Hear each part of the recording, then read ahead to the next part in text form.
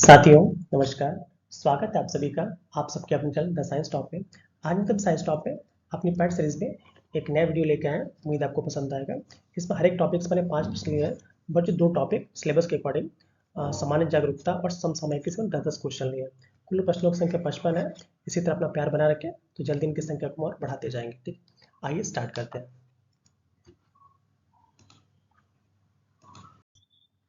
भारत में प्राचीनतम मुद्रा माना जाता है। ए आहत सिक्के, बी सिथेरियन सिक्के, सी इंडो बैटरियन सिक्के और डी पार्थियन सिक्के। जो भारत में जो प्राचीनतम मुद्रा मानी जाती है वो आहत सिक्कों को मानी जाती है। किनको? आहत सिक्कों को। आइए अगला क्वेश्चन देखते हैं। आजीवक संप्रदाय के संस्थापक कौन थे? ए उपाली, बी स्थूलभद्र, सी आनंद, डी मक्खली घुसाल। तो जो आजीवक संप्रदाय के जो संस्थापक थे वो आपके मक्खली घोषाल जी थे। आइए अगला क्वेश्चन देखते हैं। हिंदी चीनी यात्री संगयुन ने भारत यात्रा की थी, कब की थी?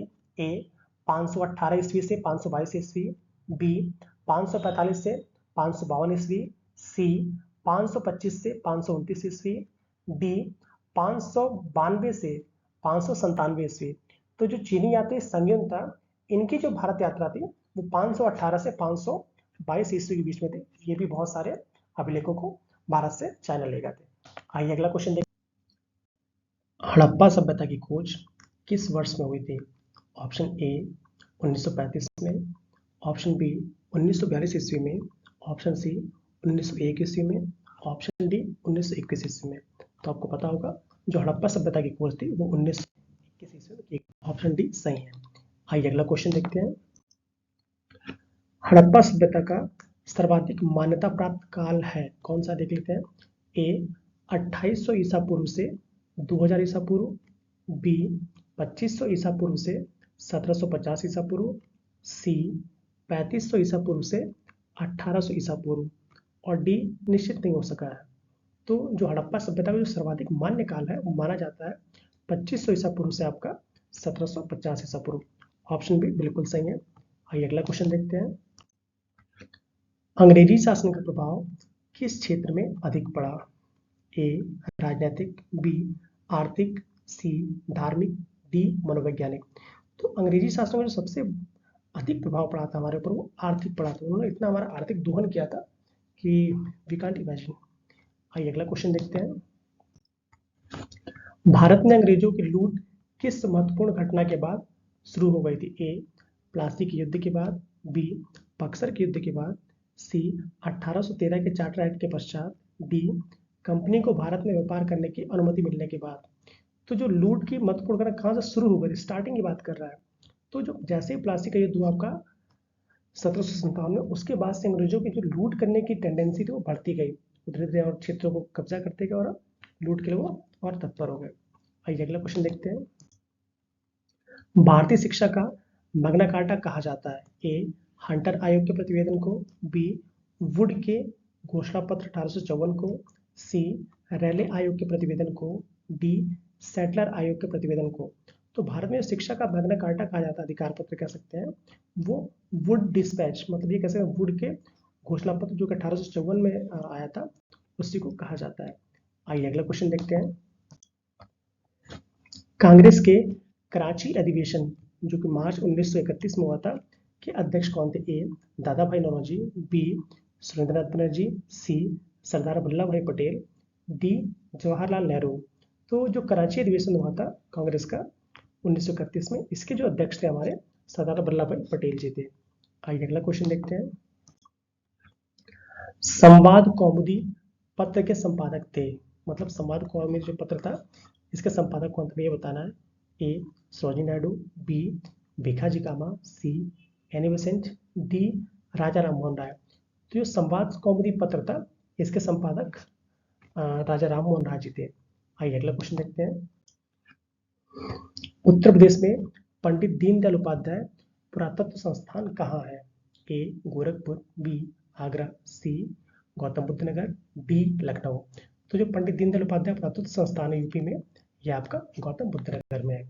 आइए अगला क्वेश्चन देखते हैं। हिंदी दिवस कब मनाया जाता है? ए 26 नवंबर, बी 8 मार्च, सी 14 सितंबर, डी 22 जून। तो जो हिंदी दिवस है वो आपका 14 सितंबर को मनाया जाता है। आइए अगला क्वेश्चन देखते हैं। स्टैच्यू ऑफ लिबर्टी कहाँ है?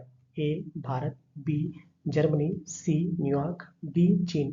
आप स्टैच्यू ऑफ लिबर्टी को स्टैच्यू ऑफ यूनिटी मत समझ जाएगा, ठीक है। स्टैच्यू ऑफ यूनिटी इंडिया में है, बट जो स्टैच्यू ऑफ लिबर्टी वो आपका न्यूयॉर्क पे है। आइए अगला क्वेश्चन देखते हैं।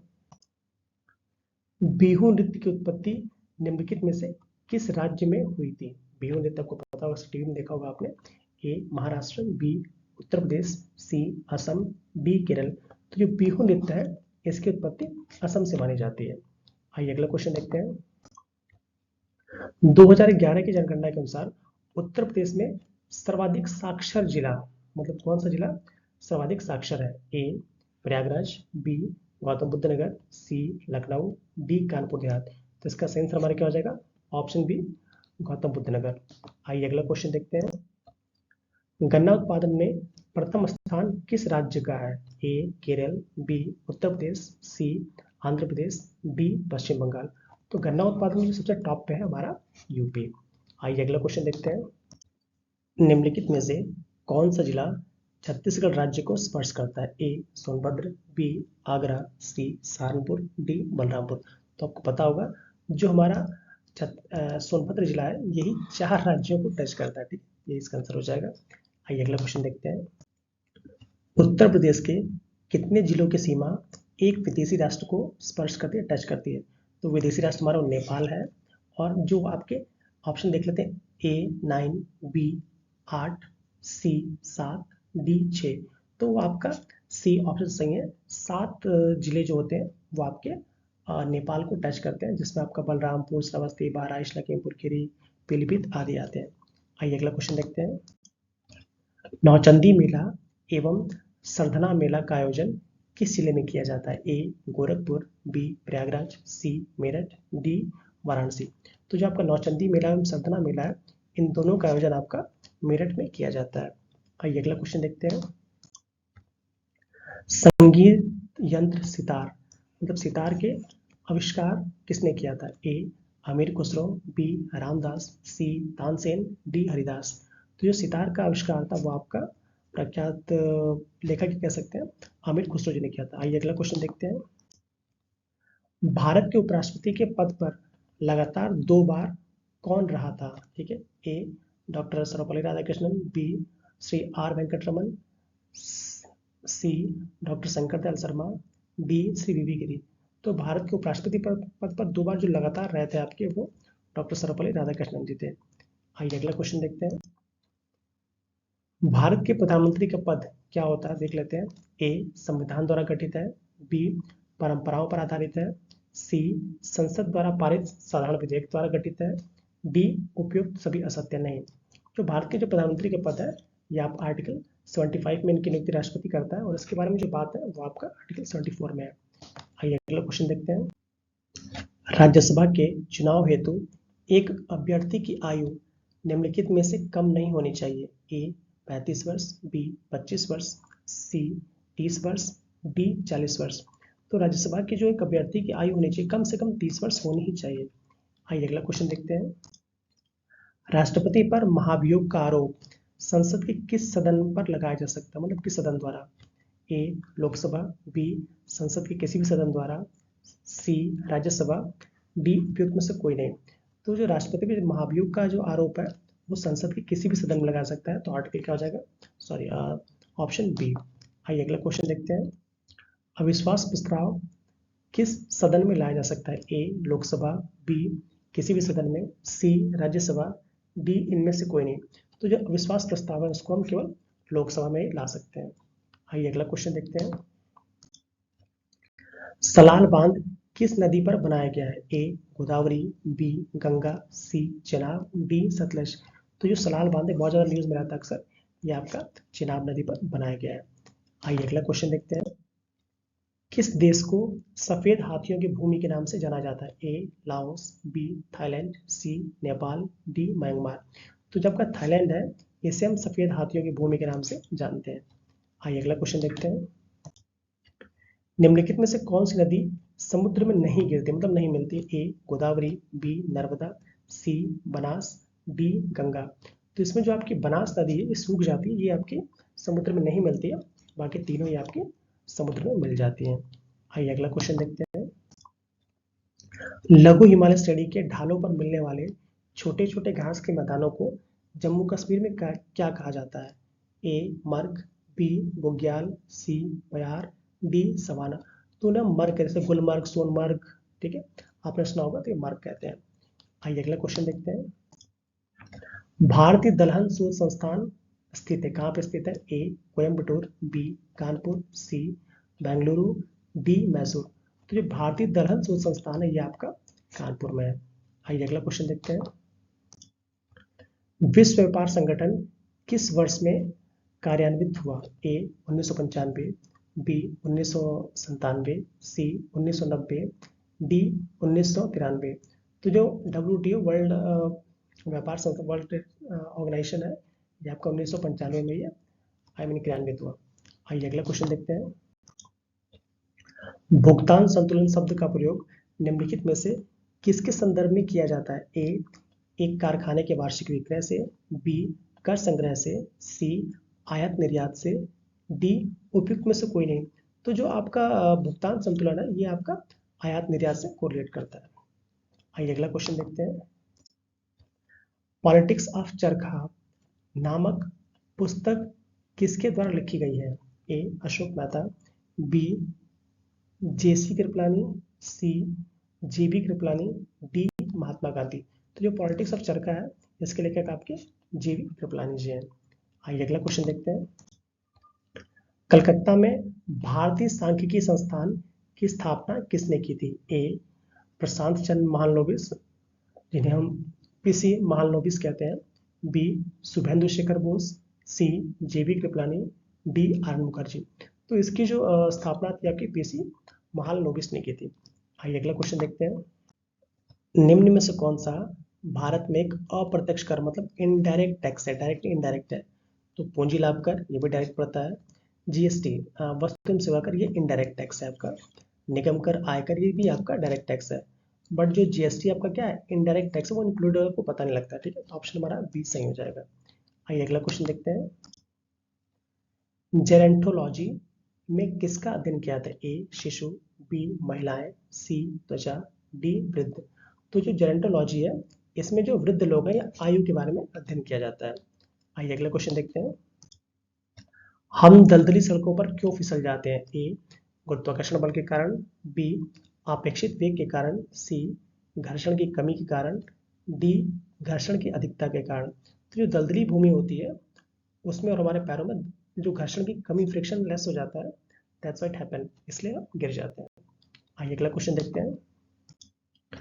परमाणु के नाभिक में निम्न में से कौन कौन से कण होते हैं? A proton and neutron, B electron व प्रोटॉन, सी इलेक्ट्रॉन व न्यूट्रॉन, डी न्यूट्रिनो और इलेक्ट्रॉन। तो आपको पता होगा जहां जहां इलेक्ट्रॉन वो सारे ऑप्शन तो होंगे ही नहीं। ठीक है, तो तीन ऑप्शन गलत होगा, ऑप्शन हमारा ए सही हो जाएगा, प्रोटॉन और न्यूट्रॉन। जैसे ये न्यूक्लियस हो गया तो न्यूक्लियस के अंदर प्रोटॉन और न्यूट्रॉन मिलते हैं और बाहर आपके इलेक्ट्रॉन होते हैं। ऑप्शन हमारे क्या हो जाएगा? ऑप्शन ए सही, बाकी सारे गलत। आइए अगला क्वेश्चन देखते हैं। ज्यादा देर तक कठोर शारीरिक परिश्रम या शारीरिक कार्य करने के बाद मांसपेशियों में थकान महसूस होने का क्या कारण है? ए ज्यादा पानी पी लेना, बी नींद आ जाना, सी ऑक्सीजन की कमी, डी लैक्टिक एसिड का डिपोजिशन या संचय। तो इसका सही आंसर हमारा क्या हो जाएगा?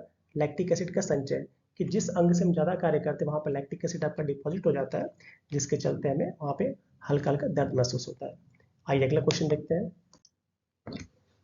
रक्त शर्करा सामान्यतः किस मात्रा में व्यक्त की जाती है? ए मिलीग्राम प्रति डेसीलीटर, बी ग्राम प्रति मिलियन, सी ग्राम प्रति लीटर, डी मिलीग्राम प्रति मिलीलीटर में। तो इसका सही आंसर हमारा क्या हो जाएगा? मिलीग्राम प्रति डेसीलीटर में।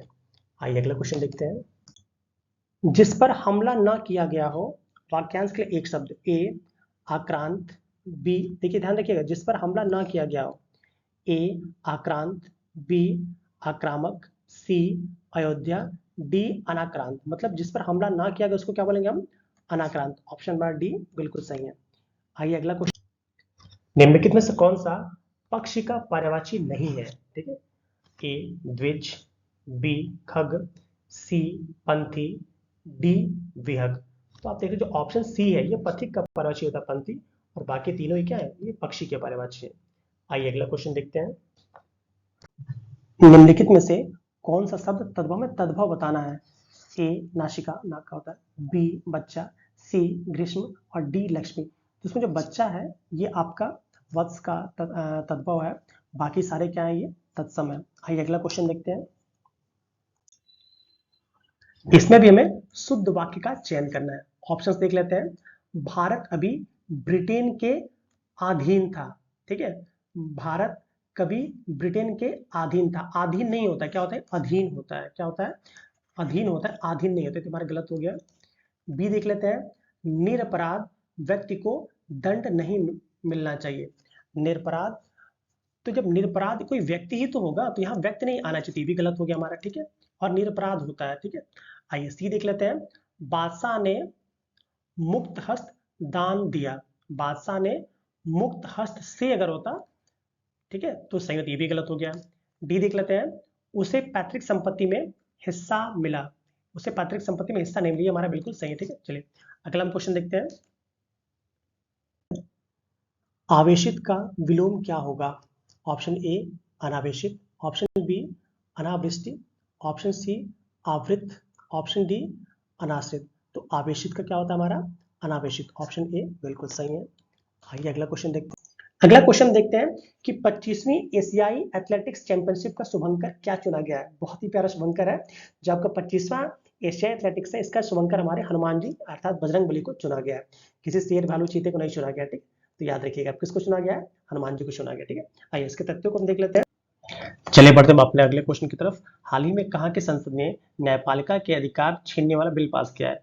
जो न्यायपालिका का अधिकार है उसको छीनने वाला जो अधिकार, आई मीन जो बिल पास किया है, वो पास किया आपके इजराइल की सरकार ने। आपको पता होगा इजराइल की राजधानी क्या होती है, जेरूसलम है, और वहाँ की मुद्रा क्या है, न्यू शेकेल। देखिए इजराइल के अकॉर्डिंग तो वहाँ के, मतलब इजराइल के अकॉर्डिंग वहाँ की राजधानी जेरूसलम है, बट जो अभी भी जो आपका यूएन है, यूएन में उसकी राजधानी क्या है, तेल अवीव। क्या राजधानी है उसकी, तेल अवीव। उसको आप याद रखेंगे। ठीक है, चलिए उसके बाद बात करते हैं कि अडानी समूह ने, याद रखिए अडानी समूह ने वहाँ का एक हाइफा बंदरगाह है, ठीक है, जो कि बहुत आई मीन फेमस पोर्ट है, वहाँ के हाइफा पोर्ट को ही इन्होंने क्या कर रखा है, अधिग्रहण कर रखा है। तो अडानी जी हर जगह फैले हुए हैं। ठीक है, चलिए अगला क्वेश्चन देखते हैं। हाल ही में उत्तर प्रदेश में कहाँ पर राष्ट्रीय शहीद स्मारक और रेलवे के लिए राष्ट्रीय संग्रहालय का अनावरण हुआ है? ठीक है, ये काम हुआ है आपका लखनऊ में। कहाँ पे हुआ है, लखनऊ में। लखनऊ और क्यों फेमस है, आप पक्का कमेंट बॉक्स में जरूर लिखिएगा। नेक्स्ट बात करते हैं। नीति आयोग के अनुसार शीर्ष निर्यात करने वाला जिला कौन सा है? नीति आयोग ने हाल ही में, आई मीन कल ही अपना एक, ठीक है, अपना एक सीट जारी की, जिसके अकॉर्डिंग जो इंडिया में शीर्ष निर्यात करने वाला जिला है वो कौन सा है आपका, जामनगर। जामनगर कहाँ पड़ता है आपका, गुजरात में। कहाँ पड़ता है, गुजरात में। देखेंगे सारे के सारे ऐसे जिले हैं जो कहीं, ये तीनों तो देख रहे हैं, तीनों ही आपके समुद्र के किनारे है। तो भाई जहाँ समुद्र किनारे वहीं से तो पोर्ट ज्यादा होगा, और ये तो नदी बंदरगाह है, याद रखिए कोलकाता। आपको कमेंट में ये बताना है कि कोलकाता का संस्थापक कौन था। कोलकाता का संस्थापक कौन था, आपको इसको कमेंट बॉक्स में बताना है।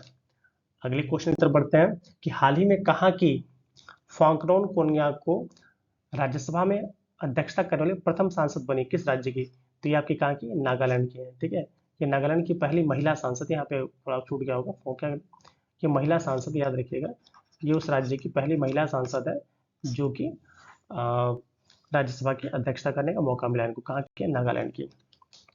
अगला क्वेश्चन देखते हैं। हाल ही में यूनेस्को ने वाइकुला रेलवे स्टेशन को, ठीक है, सांस्कृतिक विरासत पुरस्कार दिया है।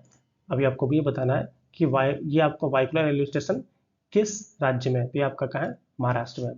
ठीक है, चलिए आज के लिए इतना ही, मिलते हैं अगली वीडियो में।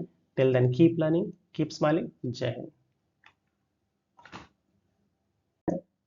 कि हाल ही में भारत के किस राज्य के मुख्यमंत्री ने, मतलब किस राज्य में मुख्यमंत्री खेत योजना, आपको पता है कि बहुत ज़्यादा जानवर नीलगाय नुकसान करते हैं फसलों को, तो इससे बचने के लिए किस देश की सरकार ने, सॉरी राज्य की सरकार ने मुख्यमंत्री खेत योजना स्टार्ट की है? तो ये स्टार्ट की है उत्तर प्रदेश के मुख्यमंत्री योगी आदित्यनाथ जी ने। तो उन्होंने ये बोला है कि हम सोलर पैनल की हेल्प से बहुत ही जो खेत है उसके चारों तरफ हल्की सी बाढ़ लगाएंगे, बहुत ही हल्की बाढ़ लगाएंगे। ठीक है, जिससे कि हल्का फुल्का करंट आए और जो भी जानवर है उसमें ना जाए। तो इसका आंसर क्या हो जाएगा हमारा, उत्तर प्रदेश। चलिए बढ़ते हैं अगले क्वेश्चन की तरफ।